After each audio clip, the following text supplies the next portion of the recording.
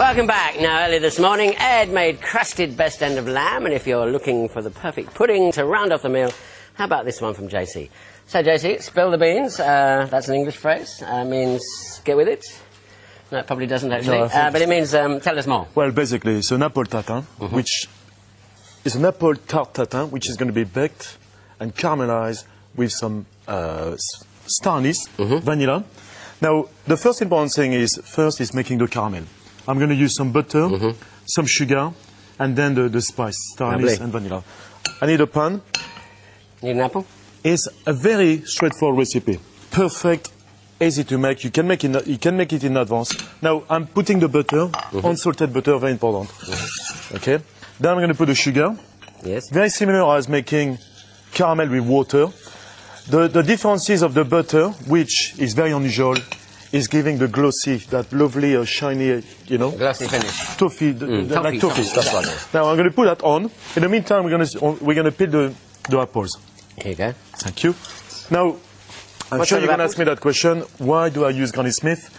They are eating apples because I love the sharpness of Granny Smith. Okay. This will mix very well with the sugar, and also I believe that this apple keep the body in shape during the cooking process. Keep your body? Or? Yeah, that's right, yeah. Now, you're using a knife. I'm using a knife. I'm using a peeler. Fair enough. Whatever you do, or whatever I do, it's very important that you peel your fruits at the last minute. Okay. Okay? Now, what really surprised me is the fact that people tend to peel fruits in advance and keep them in the water with lemon. And this, I think, is they go a bit soggy, especially pears, don't they? Yeah. Now you can see clearly, this apple releases that beautiful juice on the side. And this will give extra flavors to the recipe. Okay. Now, you've got a small... I've got a small knife. Okay, a small knife. Now I'm going to show you a tip, Anthony. Yes. Sometimes, when you make caramel, it tends to crystallize, basically splitting, due to the fact that there is a lot of bacteria in the air. Right. And sometimes it crystallizes and become very, very, that pale color. I'm going to show you a tip. If you want to avoid that and bring your caramel to liquid, use a little bit of vinegar. Right. Just a touch, nothing more. It's not going to affect the taste. It's just purely... Can you see that? Yes. Okay. Now, another tip I'm going to give you. If your caramel turn in a different color and basically start burning, you can leave the bottom of the pan into ice water or cold water, just to control the temperature. Now, what I want to do is to introduce the spice, very important. The spice will start to become, to extract more flavors with the heat. Right. Okay, now I'm going to open the vanilla, beautiful vanilla, nice and soft, full of seeds, ready to explode. I'm going to open that in two. I'll just clear this rubbish away. Now, if you don't like vanilla, if you don't like star anise, you can use, obviously, the normal cinnamon, licorice, and so on. Okay, I'm going to put it back on the ring. Now, what I want to do is, let me put this back over there. I'm going to use a pan. I'm going to use this parchment paper for a specific reason. First, I'm going to break it down to make sure this will absorb the liquid. Like this, like so, okay? Very simple. Now you're going to tell me why do you use some paper under the... Well, why, yeah. I'm sure you know why, because... I know why, but I'm just wondering why. Okay, I'm going to come back to this point. Now, it's time to introduce the lovely, juicy apples into the caramel. Now imagine the juice of the apple is going to start mixing and perfectly.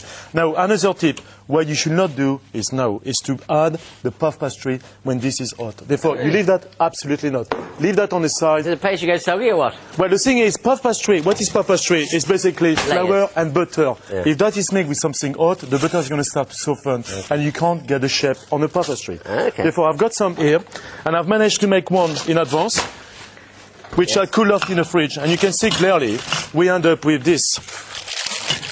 Therefore, let me move everything about. Perfect. Now, the most important thing now, when you make an apple tatin, is to make sure that you surround the puff pastry very tight into your fruit. Now, we're using apples. You can use banana, pear, prunes, strawberries, pineapple, anything which more likely... onions as well, actually. Onions, yeah. Well, now, the secret of making the perfect puff pastry the perfect pattern is to make sure the edges of the pie pastry is touching the caramel. Can you see that? And if you do so, you can have some beautiful caramelized, crunchy edges. Pastry on the edge. That's right. That's a good idea. I mean, it's quite a lengthy process, but I mean, if you want to make it properly... It's worth it. You're talking 4 or 5 portions. Yeah. You can make it in advance. You can actually stick that back in oven, sorry, in the fridge, and maybe later, the next day, you can... Yeah, put it in the oven. In oven. You can even freeze it. Now, this goes in oven for 2 different stages. The first one is a very hot oven, 220 degrees for 10 minutes. Therefore, we gain some colors and some crispiness from the pie pastry. No, crispiness? Crispiness. Okay. And then, after that, you turn the oven down to 180 degrees, and what happens is you are cooking the apples with time. Okay. And this is what you want. You don't want to overpressure. Now, look at this. Look at this. The caramel has managed to color very well. The seeds are mixing correctly with the spice, the caramel, and so on. Now, the famous the famous parchment paper has one reason, is this one. If you don't want to burn yourself, that's what you have to do. Can you see that? Yeah, I saw that. That's it. Oh, look at that. Absolutely. Now, I'm going to stick some caramel on the top. I'm going to put some icing sugar. Now, in France, what we tend to do is to put a little bit of Calvados, or some cognac, some whiskey, or whatever. Now, you can acknowledge very quickly, which is very important before I put the ice cream, is the edges which has been touching the caramel. Look at that, it's fantastic. The apples are nice and confit. Oh, look at that, it's real toffee.